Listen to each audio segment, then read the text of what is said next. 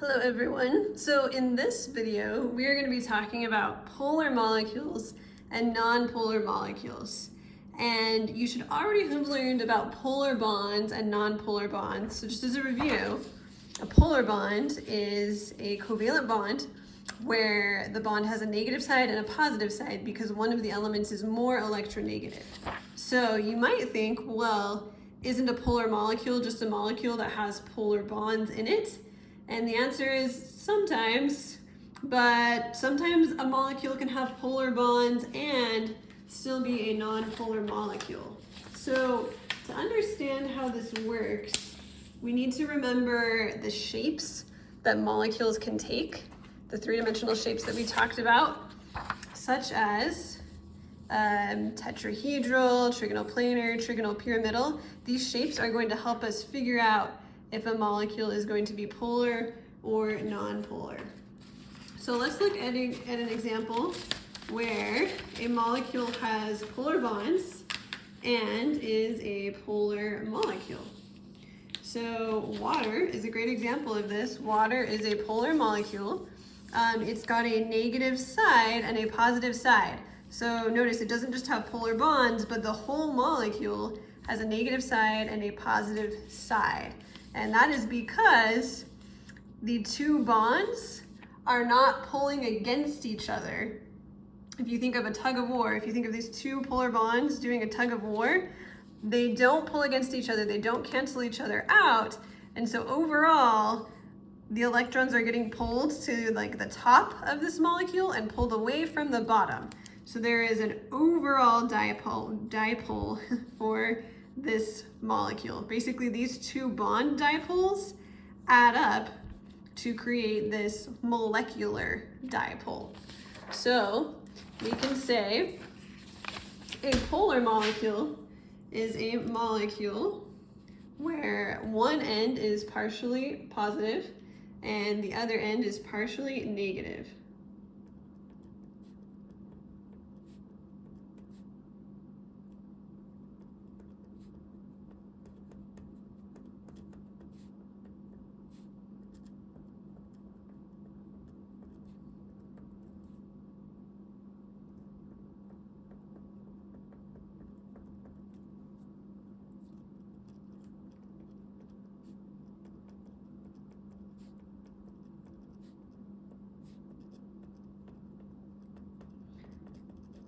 So just to help us remember visually what this looks like, let's just draw a little picture of a water molecule like the one that we're seeing here. So let's draw oxygen bonded to two hydrogens, and then just show that our oxygen is partially negative, our hydrogens are partially positive, and our two bond dipoles are pointing that way, adding together and creating what is called a molecular dipole. A non-polar molecule does not have a negative or positive side.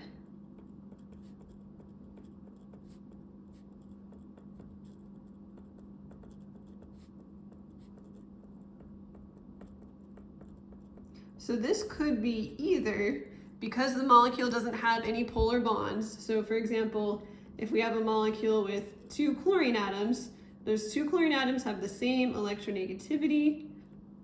So neither of them is going to be pulling harder than the other. So there is no bond dipole there. That's a non-polar bond and a non-polar molecule. But sometimes we have a molecule like carbon dioxide. So the bond between carbon and oxygen is polar. These numbers right here are electronegativity values. So they're pretty different. So the oxygen is pulling the electrons harder than the carbon. But there's another oxygen over here pulling the electrons this way. So these two bond dipoles cancel each other out. They make it so neither end of the molecule has more of the electrons because these two oxygens are both pulling against each other. So another situation where you have a nonpolar molecule could be where you have polar bonds that cancel out. All right, so there is kind of a thing with symmetry going on here. Non-polar molecules tend to be symmetric. That's how they end up having all of their bond dipoles cancel each other out, polar molecules tend to be not symmetric or asymmetric.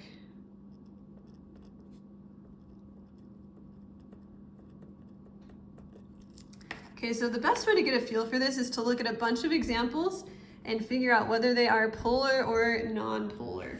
So in addition to looking at whether they're polar or non-polar, we are also going to review the name of the shape, just because that's important to know and important to help us visualize.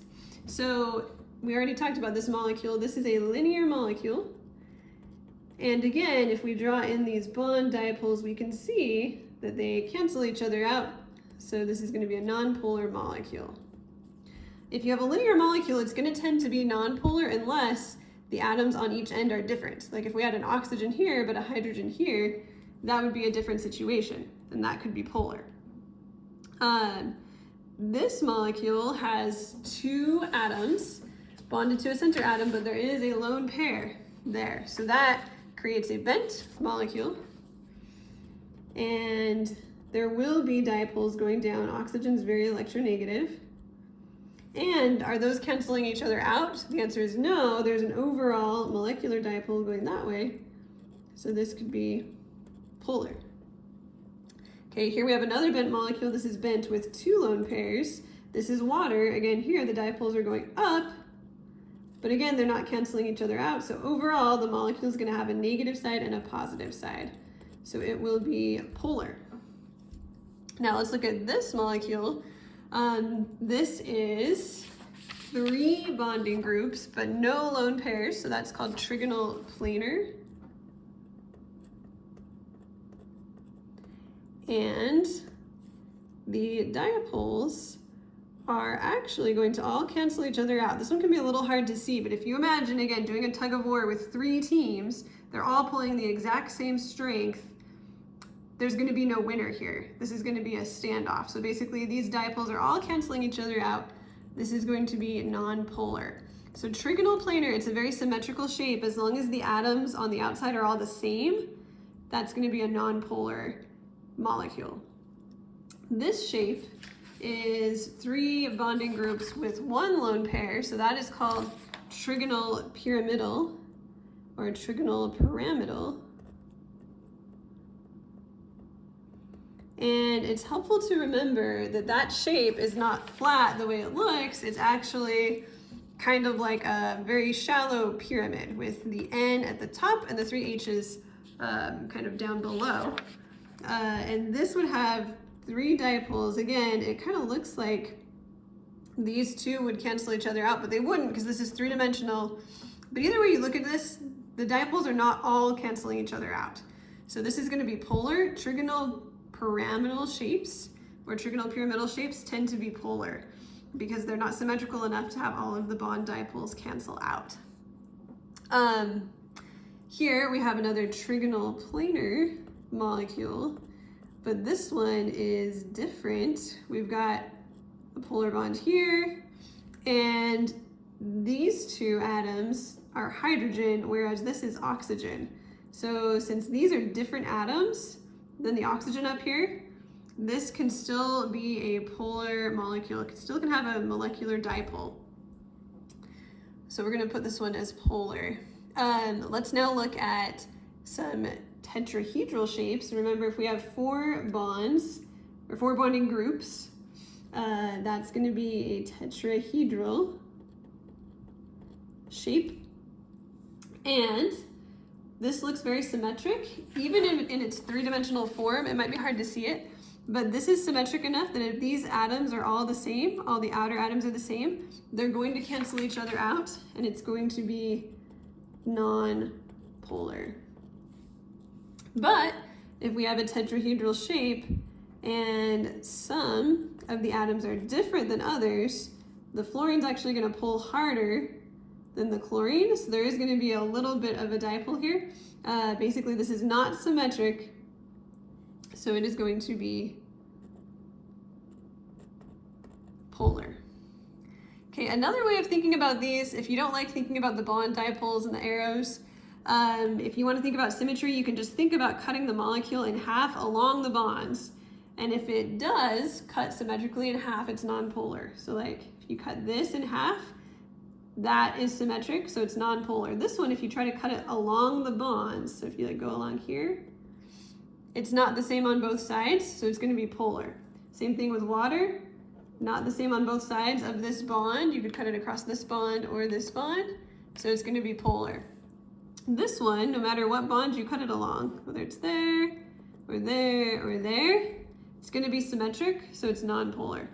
This one is not symmetric. It's symmetric this way, but not this way. So it's polar. This one, if we cut it along this bond, we've got oxygen here and hydrogen here, not symmetric, so it's polar. And we can do the same thing with the tetrahedral. So however you think about it, if you want to think of tug of wars, bond dipoles, cutting it across to see if it's symmetric, that's kind of how you can tell whether a molecule is polar or nonpolar. Linear tend to be nonpolar, trigonal planar tend to be nonpolar, tetrahedral tend to be nonpolar as long as the elements are the same on the outside. Bent and trigonal pyramidal are almost always polar, and then tetrahedral and trigonal planar and linear can be polar if the atoms are different around the outside. So that is the second goal that we had for polarity, which is figure out the polarity of molecules.